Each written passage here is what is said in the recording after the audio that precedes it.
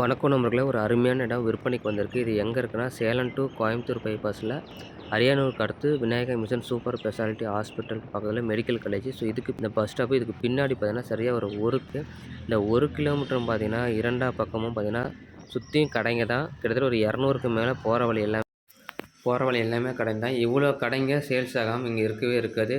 இவ்வளோ சேல்ஸ் ஆகும்னா, அந்த இடம் எந்த அளவுக்கு ஒர்த்துன்னு பாருங்க. இந்த பிளாட் தான். இது பாருங்க 85க்கு 52ங்கிற மாரி இந்த பாருங்க முட்டு போட்டுருக்கிறது தான் பிளாட்டு. இந்த இடத்துல உங்களுக்கு கிழக்கு திசை பார்த்த மாரி அமைச்சு குடுத்துருக்காங்க.